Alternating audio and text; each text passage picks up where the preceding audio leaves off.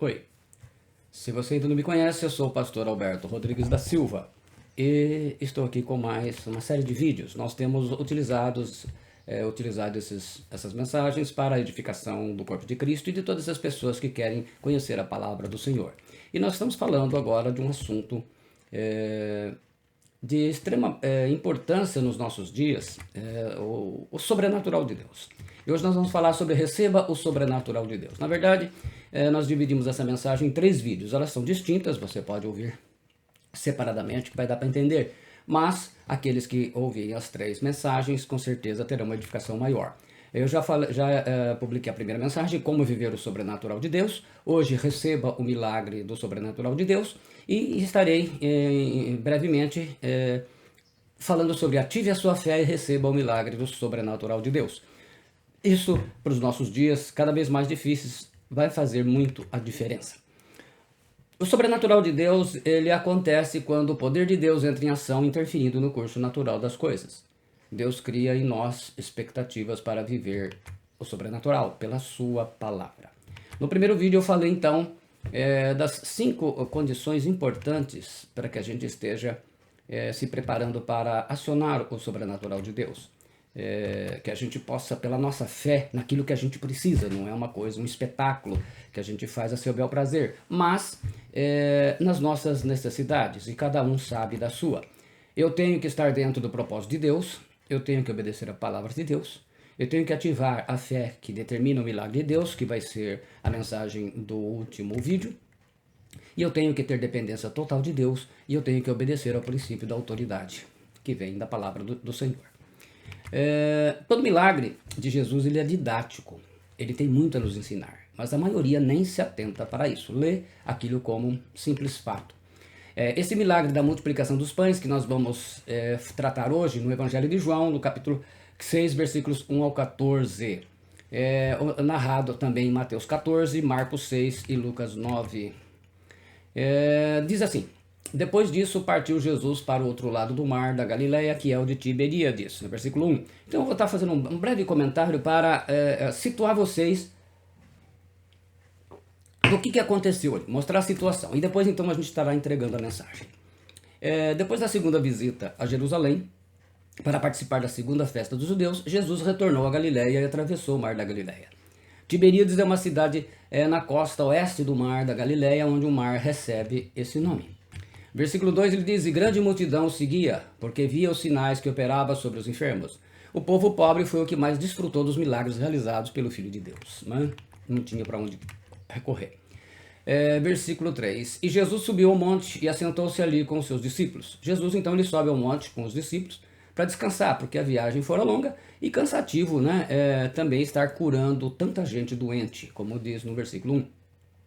Na verdade, é uma região montanhosa a leste do lago, hoje conhecida como Colinas de Golã. Você vai poder conferir isso em Mateus 14, 23, Marcos 6, 46. Versículo 4 diz: e a Páscoa, a festa dos judeus, estava próxima. Esta é a segunda das 3 celebrações da Páscoa mencionadas por João. Capítulo 2, versículo 13, aqui, capítulo 6 e capítulo 11, versículo 55. São 3 anos então, mais meio ano, por isso que 3 anos e meio de ministério de Jesus são contados. E a única durante o ministério de Jesus em que ele se encontrava na Galileia. O pão que Jesus dá é a nova Páscoa. No versículo 5 diz: então Jesus, levantando os olhos e vendo que uma grande multidão vinha ter com ele, disse a Filipe: onde compraremos pão para estes comerem?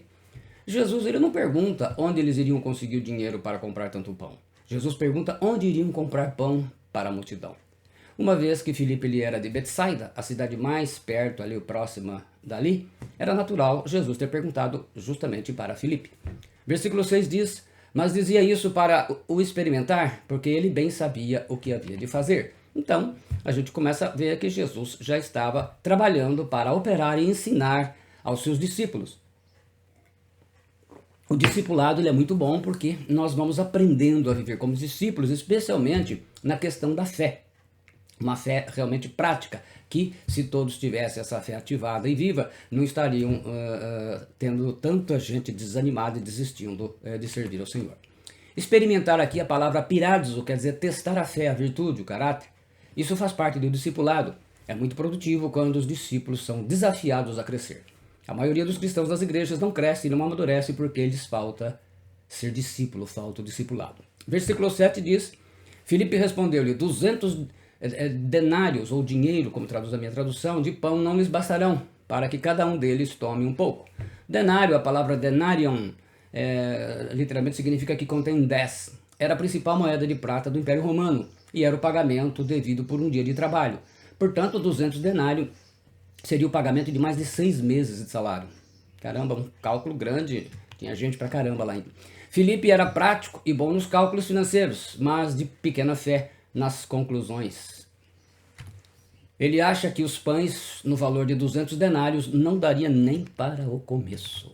Versículos 8 e 9. E um dos seus discípulos, André, irmãos de Simão Pedro, disse-lhe: Está aqui um rapaz que tem 5 pães de cevada e 2 peixinhos. Mas que é isto para tantos? O discipulado está andando, agora é a vez de André. Pão de cevada era o pão comum entre os pobres, era um pão de qualidade inferior. Diríamos um pão de segunda. Peixinhos, cozidos ou salgados. André, que andava com Filipe, encontrou um garoto que ali estava vendendo pães e peixes para a multidão. Tais garotos podem ser encontrados até os dias de hoje, no meio das multidões no Oriente. Comum a criançada está lá aprendendo desde já, né? Os orientais gostam muito de vender, né? Árabes, judeus são muito bons vendedores. Versículos 10 diz: E disse Jesus: Mandai assentar os homens. E havia muita relva naquele lugar. Assentaram-se, pois, os homens em número de quase 5.000. Relva confirma aqui que era primavera, era a época de Páscoa. 5.000. Os homens eram quase 5.000. Além das mulheres e crianças, conforme Mateus 14, 21. Talvez está totalizando aí mais de 20.000 pessoas acompanhando Jesus. Quer dizer, seria aí metade da população de Agudos. Jesus mandou que os discípulos orientassem a toda essa gente que se assentassem. Versículo 11. E Jesus tomou os pães e, havendo dado graças, repartiu-os pelos discípulos. E os discípulos pelos que estavam sentados, e igualmente também dos peixes, quanto eles queriam. Em todas essas ocasiões, Jesus dava graças a Deus pelas bênçãos que haveria de prover, enfatizando a gratidão, em vez de clamar pela comida. Quantas pessoas que, ao invés de dar graças a Deus, antes de uma refeição, só sabe reclamar que algo não está bom ou que não tem o que ele queria comer. Isso é lição de discipulado de Jesus, né? A gente aprende a agradecer e a ser grato a Deus. Neste versículo, uma alusão às 4 ações da ceia do Senhor, né? Tomou e abençoou, também considerando em Marcos 6,41, havendo dado graças, literalmente, tendo feito Eucaristia, e repartiu ou distribuiu, dependendo aí a tradução. Então isso mostra que um simbolismo da ceia do Senhor. Versículo 12. E quando estavam saciados, disse aos seus discípulos: Recolhei os pedaços que sobejaram, para que nada se perca. 12 cestos. Jesus aqui está ensinando um princípio do reino de Deus: usar tudo o que puder e não desperdiçar nada. Jesus nos ensina que ele é contra o desperdício desnecessário de comida e gosta de fartura ao comer, né? Isso é muito importante. Jesus ele seguiu, na verdade, o princípio de criar tudo e de utilizar tudo de acordo com o seu propósito de criação. Ele é o Criador. Podemos também colocar aí que a ordem era para comer o quanto pudessem comer, para matar a fome, e não como Filipe havia dito na sua pequena fé, né? Ali quando ele fala que é para cada um deles tome um pouco. Então, mesmo calculando com 200 denários, para cada um um pouco, então as pessoas devem ficar com fome. Versículo 13 diz: Recolheram-nos, pois, e encheram 12 alcofas de pedaços dos 5 pães de cevada que sobejaram aos que haviam comido. Eles não ajuntaram os pedaços no chão, mas guardaram o pão que sobrou depois que todos comeram até não aguentar mais. Os discípulos tinham, ao final, depois de todos comerem, estarem saciados, mais que o dobro do que tinham no início. 12 cestos cheios, um para cada um dos discípulos. Alcofas, kofinos, em grego, é um cesto, né, uma cesta de vime, era uma bolsa endurecida com vime. Vime, uma vara do vimeiro, né, que é tenra e macia em trabalhos trançados. Muitos vendedores estavam por perto quando multidões se ajuntavam, então com certeza havia muitas bolsas desse tipo no meio da multidão, e separar 12 não foi difícil. Versículo 14, vendo, pois, aqueles homens o milagre que Jesus tinha feito, diziam: Este é verdadeiramente o profeta que devia vir ao mundo. A quem a lei e os profetas se referiram, o Messias de Israel. Vamos então, receba o milagre do sobrenatural de Deus. O que podemos aprender com tudo isso? Jesus fez uma pergunta para experimentar os discípulos, como acontece em todo discipulado. Versículo 5 ele fala: Então Jesus, levantando os olhos e vendo que uma grande multidão vinha ter com ele, disse a Filipe: Onde compraremos pão para estes comerem? O Filipe ele dá uma resposta comum aos cristãos que vivem apenas no natural e estão longe de viver o sobrenatural de Deus, o milagre. Em Marcos 14:15 ele diz: E sendo chegada a tarde, os seus discípulos aproximaram-se dele, dizendo: O lugar é deserto e a hora já é avançada. Despede a multidão para que vão pelas aldeias e comprem comida para si. Então, eles acharam mais fácil despachar o povo e cada um por si, né? É mais ou menos como vivem os cristãos de hoje. Jesus estava ensinando uma lição muito importante no discipulado. Nenhum dos discípulos pergunta o que Jesus quer. Esse tem sido o erro atualmente. Como a gente, quando está diante de uma situação que não tem solução natural. A razão, a mente racional dos discípulos elimina o agir sobrenatural de Deus e enfraquece a fé, como acontece nos nossos dias. Por quê? Os discípulos analisam os fatos com base na situação, nas circunstâncias à sua volta, e na opinião de gente racional que vive apenas o natural desta vida. Então, essa é a forma natural de resolver as coisas. O sobrenatural é meio loucura, né? Então nós temos uma escola, o discipulado, que Jesus, Mateus 28, ele manda fazer discípulos. Aluno, o discípulo. O professor, Jesus de Nazaré. Prova da matéria, a matéria é a fé. E nós vamos ver isso no transcorrer da mensagem. Questão 1 da prova. E você não tem alternativas, tem que saber. Deus pode fazer o milagre do sobrenatural apesar da geografia? A resposta dos alunos, dos discípulos: o lugar é deserto. Quer dizer, não tem padaria, não tem hotel, não tem restaurante, não tem mercado, não tem shopping e nem posto de gasolina por perto. Não tem.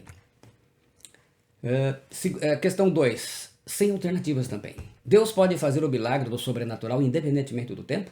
Resposta dos alunos, os discípulos: a hora já é avançada, isto é, já é tarde demais, isto é, o comércio já fechou, fecha cedo. Questão 3, também sem alternativas. Sem dinheiro suficiente, Deus pode fazer o milagre do sobrenatural e alimentar uma multidão de milhares de pessoas? Assim como você, sem dinheiro, poderia resolver os seus problemas que está aí de dívida? Resposta dos alunos, dos discípulos. Eles dão duas respostas. 200 denários de pão não lhes bastarão para que cada um deles tome um pouco? E o outro, né, o Filipe falou isso e o André: está aqui um rapaz que tem 5 pães de cevada e 2 peixinhos, mas que é isso para tantos?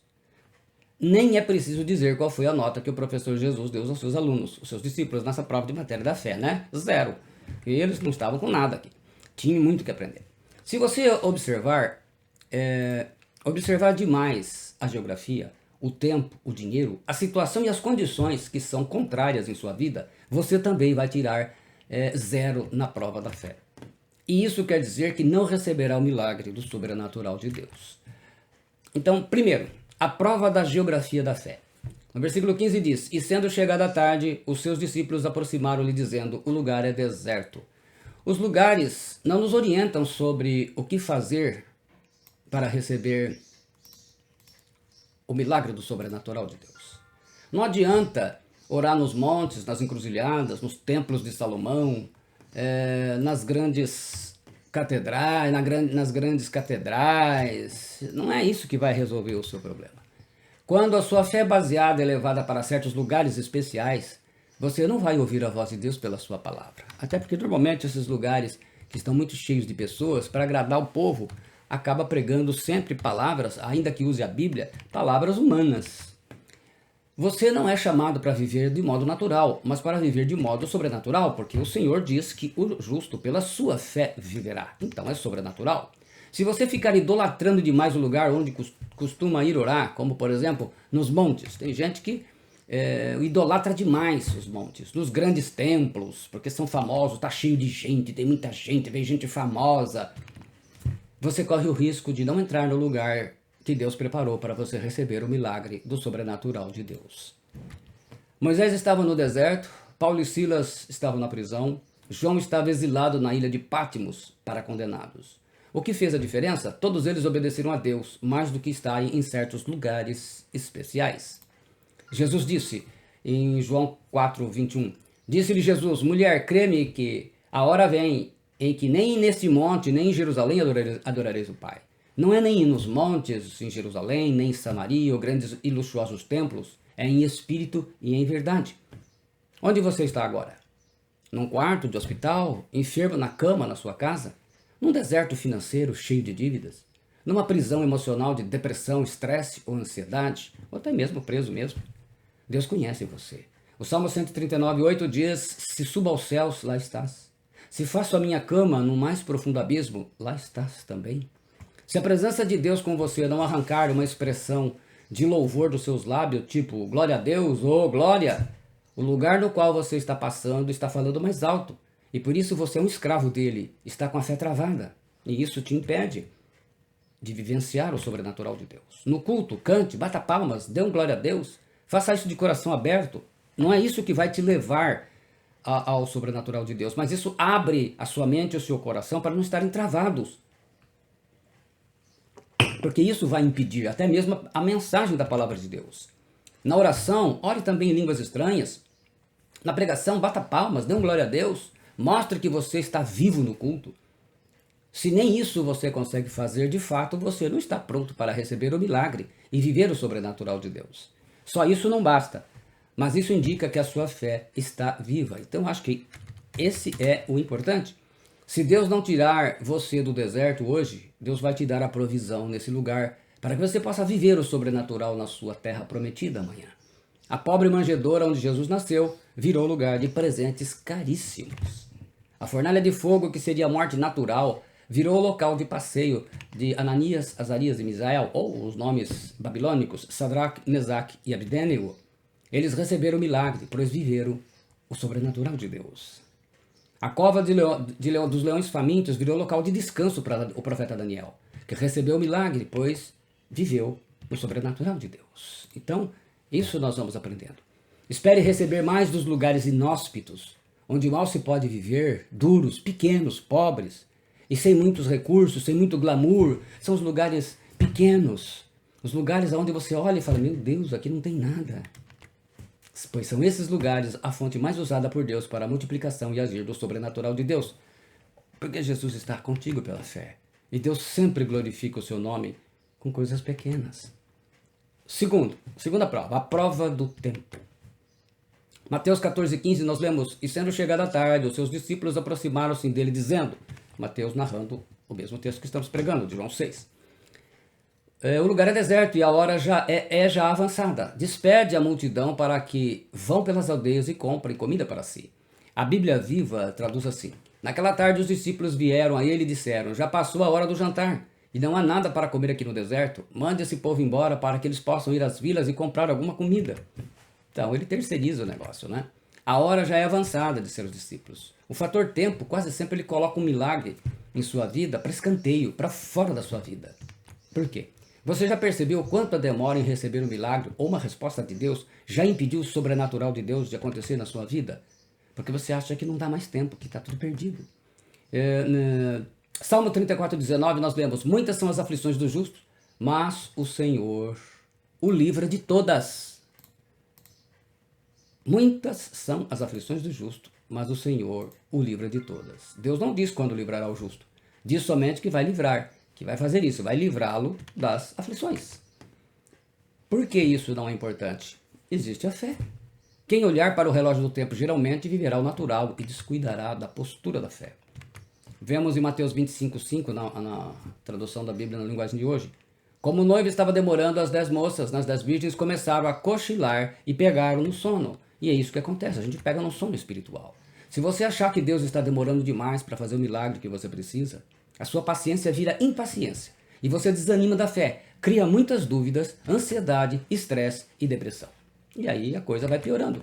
Não se concentre no quanto tempo está esperando Deus fazer o milagre que você precisa, e assim viver o sobrenatural de Deus. Não seja o foco seu esse. Ao invés disso, tenha foco e fé no poder do Senhor que faz o milagre. E essa é a sua prova do tempo, na matéria da fé. Então já começa por aí. a sua prova. Passe nessa prova. Tire uma nota boa. E você viverá o sobrenatural de Deus e vai receber o milagre que está pedindo a Deus. Talvez há muito tempo. O tempo do seu livramento pode ser antes, durante ou depois do problema. Não importa, Deus é Deus. Ele não está limitado ao tempo. Muitas vezes vai parecer que já é tarde demais para Deus resolver o seu problema. Não é? O homem já desenganou. A situação parece que não tem mais saída. Deus tem o controle do tempo. Eclesiastes 3:1 diz: tudo tem o tempo, o seu tempo determinado, e há tempo para todo o propósito debaixo do céu. Deus não está demorando, mas está fazendo no tempo certo, no relógio de Deus, e não no seu relógio. Seria interessante você acertar o seu relógio com o dele. Então, o que você faz? Coloca o relógio no pulso. Senhor, que horas são aí? Acerta com o dele. Né? Acerta com o dele. É a melhor coisa que você faz. No relógio de Marta e Maria, Jesus chegou bem atrasado para socorrer seu irmão Lázaro. Em João 11:21, ele diz: disse, pois, Marta a Jesus: Senhor, se tu estivesses aqui, meu irmão não teria morrido. Mas aos olhos dos homens, a ressurreição de uma pessoa que estava morta há 4 dias é algo bem mais importante e impactante do que a cura de uma enfermidade. João 11:45 nós lemos: muitos, pois, dentre os judeus que tinham vindo a Maria e que tinham visto o que Jesus fizera, creram nele. Jesus fez um milagre sobrenatural e por isso muitos creram nele. Então, Jesus chegou na hora certa a Marta e Maria. Era essa hora que ele tinha que chegar. No tempo de Deus, ele não visa só atingir você, mas também as pessoas que estão à sua volta e que precisam da salvação. Deus quer fazer muito mais do que abençoar você. Deus quer fazer algo que flua de acordo com o plano dele, que ele tem para a sua vida. E ele vai alcançar mais pessoas. Espere, tenha fé, confie, mantenha sua postura como um discípulo de Jesus. Não seja reprovado nessa prova, nesse teste do tempo, simplesmente por acreditar que a aparente demora indica que Deus não está agindo a seu favor. Guarda bem isso que eu estou falando. Se esqueceu, repita depois a mensagem. Não permita que o diabo use o tempo e a demora como arma contra a sua fé. Já não dá mais tempo. Não vai acontecer mais. Com o seu amigo, o milagre foi tão rápido. Largue tudo. Deixe de perder tempo com oração. Abandona culto, congregação, discipulado. Você é igreja sozinho em casa mesmo. Fica aí isoladão. O que Deus nos diz sobre isso? Gálatas 6:9. E não nos cansemos de fazer o bem, porque a seu tempo ceifaremos se não houvermos desfalecido. Aí está. A Bíblia, na linguagem de hoje, diz: não cansemos de fazer o bem, pois, se não desanimarmos, chegará o tempo certo em que faremos a colheita. Então, sempre haverá o tempo certo para cada um. Não se canse de crer e esperar, porque no tempo de Deus, você colherá o seu milagre e vai viver o sobrenatural de Deus. Cada um de nós tem um tipo de semente dada por Deus. E por isso o tempo de germinar e colher é diferente para cada pessoa. Entenda isso e não sofra mais. Para cada pessoa é diferente. Não adianta você se basear, achar que você é melhor que o outro e assim deveria ser mais rápido. Não funciona assim. O filho da viúva de Naim foi ressuscitado no cortejo do enterro para o túmulo, narrado lá em Lucas 7. Lázaro foi ressuscitado depois de 4 dias sepultado. Para cada um, Deus tem um tempo. Dizer que o menino estava melhor que Lázaro? O tempo de receber o milagre e viver no sobrenatural de Deus é diferente para cada pessoa. Não se compare com ninguém. Não cometa esse erro. Não compare o seu tempo de espera pelo milagre de Deus com o de mais ninguém. O homem do tanque de Betesda estava lá há 38 anos paralítico esperando. A mulher com menstruação que não parava estava há 12 anos com hemorragia perdendo sangue. Dias, semanas, meses ou anos não fazem a menor diferença para receber o milagre e viver o sobrenatural de Deus. Se você estiver entendendo isso que eu estou falando até aqui, metade do seu caminho até botar a mão no milagre já foi alcançado. Terceira prova, a prova das condições desfavoráveis. No versículo 7, lemos assim: Filipe respondeu-lhe: 200 dinheiros, na minha tradução, ou 200 denários de pão não lhes bastarão, para que cada um deles tome um pouco. Então, Filipe usou a razão e analisou a situação do momento. Bom de matemática, ele já analisou. Em seus cálculos financeiros, mais de 6 meses de salário não seria o suficiente para comprar pão para alimentar aquela multidão. E de repente você fez os cálculos e disse, olha, mesmo que eu ganhasse hoje 20 mil, eu não conseguiria resolver os meus problemas. Você está igualzinho, Felipe. Felipe estava considerando o alto custo da operação. Talvez seja esse o seu problema também. André despreza o fato de 5 pães e 2 peixinhos seria algo como nada para matar a fome de tanta gente. Felipe e André chegaram à mesma conclusão. Não há condições financeiras de alimentar tanta gente. Então, como muita gente está fazendo hoje. Pergunta, desde quando o poder sobrenatural de Deus ele precisa de condições favoráveis para um milagre acontecer? Começa por aí. Faz parte da essência de um milagre o fato de que ele vai contra a realidade e contra a razão. Por isso que é milagre. Por isso que falamos poder sobrenatural de Deus. As leis da natureza e da física serão contrariadas pelo poder sobrenatural de Deus. A água não tem condição de virar vinho. E virou. Morto enterrado há 4 dias não tem possibilidade de ficar vivo. E ressuscitou. Muralha não cai com gritos. E caiu. As de Jericó, as muralhas de Jericó. Nem mulher estéril ainda depois da menopausa pode ficar grávida e dar à luz um filho, como Sara deu aos 90 anos de idade. Eu creio que nem com a medicina moderna hoje isso seria possível. Considerar condições desfavoráveis como fator para não acontecer o milagre é desconhecer a essência do poder sobrenatural de Deus. É por isso que essa geração é uma geração descrente. É uma geração que está morrendo espiritualmente, porque é uma geração que vai pelo racional. Esquece que o justo pela fé, pela sua fé viverá, pela sua, cada uma sua.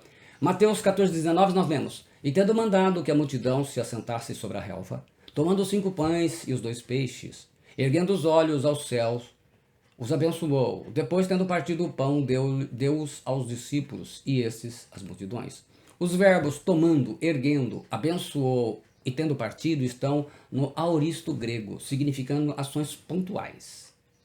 Mas o verbo deu-os, porém está no tempo imperfeito, mostrando por contraste que Jesus continua dando pão aos discípulos.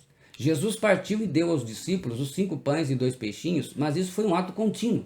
Não foi apenas uma vez como parece em português. Jesus continuou dando pães e peixes para que os discípulos pudessem ir distribuindo pão e peixe à multidão, à vontade, até matar a fome com fartura. Porque Jesus não gostava de miséria, né?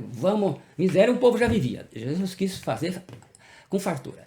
Pão e peixe foram sendo criados pelas mãos que criaram o universo. Aí, tranquilo, né? As mãos que já criaram tudo isso, ali elas simplesmente fizeram de novo isso. 5 e 2, 5 e 2, 5 e 2. Ele foi multiplicando o que tinha. 5 e 2, 5 e 2, 5 e 2. E o povo comendo. Pão com peixe, peixe com pão, mas aquele peixinho cozidinho, fritinho, bonitinho. Imagina, frito no milagre, então devia dar uma delícia. A gente dá até água na boca. Peixe, que coisa maravilhosa. Isso parece um absurdo do ponto de vista natural. Mas é possível quando olhamos para Deus que criou o universo. Quando olhamos para o Criador. E ele estava lá. Na pessoa de Jesus. Se você tiver fé e viver na obediência. Lembre-se que eu já falei, eu tenho que estar dentro do propósito de Deus, eles estavam no discipulado. Eu tenho que obedecer a palavra de Deus, eles estavam obedecendo a palavra de Jesus. Eu tenho que ativar a fé que determina o milagre de Deus. Nesse caso aqui, o que operou foi Jesus, eles não ativaram. Nós vamos ter oportunidade na próxima mensagem de falar de ativação da fé. Aí nós vamos ver como eles aprendem a ativar a fé. E aí vai ensinar a gente. Eu tenho que ter dependência total de Deus, aqui eles tiveram, e eu tenho que obedecer ao princípio da autoridade, e eles obedeceram a palavra e a ordem de Jesus. Aí vai viver o sobrenatural de Deus. Um cesto para cada discípulo, uma lição de discipulado para cada discípulo. Cada discípulo no discipulado aprende, isso por isso é importante estarmos no discipulado. Primeiro você aprende, depois você começa a ensinar, e fica aprendendo e ensinando. Vamos lá, 700 litros de água foram transformados em vinho. Sobraram 12 cestos aqui. Aqui os 700 litros de água me refiro às bodas em Caná, né? João 2. O milagre do sobrenatural de Deus não vai apenas alcançar a nossa geração, mas também nossos descendentes. A situação sem solução se transformou em sinal para mostrar que o nosso Deus está vivo. Isso é um fator importante para a nossa fé. Versículo 14 diz, vendo pois os homens o sinal que Jesus fizera, disseram, este é verdadeiramente o profeta que devia vir ao mundo. Então há ali a salvação, há ali os homens glorificam e reconhecem o Messias de Israel. Quarta prova, valorize o pão. São 4 provas importantes. E um dos seus discípulos, André, irmão de Simão Pedro, disse-lhe, está aqui um rapaz que tem 5 pães de cevada e 2 peixinhos, mas que é isso para tantos? Para passar na prova, Jesus ensina a valorizar o pão. André não desvaloriza a pequena provisão em si, não é que ele desvaloriza, mas o faz em relação ao desafio de alimentar uma multidão enorme como aquela. 5.000 homens, 5 pães e 2 peixinhos, só fazia conta. Uma pessoa podia comer bem aquela provisão, mas mais de 5.000 nem pensar. Foi a conclusão e racionalmente, no natural, está certa. Por não dar valor no pouco que tinham, os discípulos não iam compartilhar o que possuíam. Isso é a essência do discipulado, compartilhar e comer juntos. E Jesus queria ensinar isso, em vez de dispersar. Não. No discipulado, quando você é discípulo, você aprende a compartilhar e a comer juntos. Quando a gente não é de discipulado, a gente não dá valor nem para compartilhar e muito menos para comer juntos. Tudo o que você achar insuficiente pode te levar à atitude de passividade, de apatia, de covardia, de falta de fé. E aí você não vai ativar sua fé para receber o milagre e viver o sobrenatural de Deus. Ainda que eu não vou falar especificamente de ativação de fé hoje. Se há pouco, por que organizar uma multidão na relva? Por que distribuir uma quantia tão pequena? Para levar você a não fazer algo que deve ser feito pelo poder sobrenatural de Deus, o seu milagre. Então Deus trabalha com coisas assim, limitadas e pequenas. O diabo nem sempre vai lhe dizer diretamente para você parar ou desistir. O diabo vai desvalorizar a sua ação, para que em seguida você escolha parar e desistir por desânimo. Porque se você achar que a sua pregação é pouco diante de tanta incredulidade e falta de fé da igreja, você vai parar de pregar sobre o assunto de milagre na igreja. Se você achar que a sua oferta é pouco, vai parar de dar ofertas para ajudar a sua igreja, a sua congregação. Se você achar que o seu serviço, o que você faz na igreja é pouco, então vai parar de fazê-lo, discipulado, cultos, enfim. Pois a ação que você menospreza, aquela que você não dá valor, é a ação que você não pratica, que você deixa de fazer. E então o diabo conseguiu convencer você a parar. Os discípulos de Jesus, eles não tiveram iniciativa de agir. Eles acharam que 5 pães e 2 peixinhos, pequeno demais, era coisa pequena demais, era pouca, não tinha pouca coisa. Uma gota d'água no oceano não ia fazer diferença. Não faça comparação entre a sua pequena ação e o seu grande desafio, a sua grande necessidade de milagre. Você olha as condições pequenas, você precisa de um milagre grande. Não faça isso. Pois tudo que vem de Deus tem potencial para se tornar grande. Nunca duvide disso. A semente da palavra de Deus pode parecer pequena, mas ela pode virar uma grande árvore que vai alimentar muita gente. A fé pode ser pequena do tamanho de um grão de mostarda, mas ainda assim ela é capaz de transportar montes de um lugar para outro.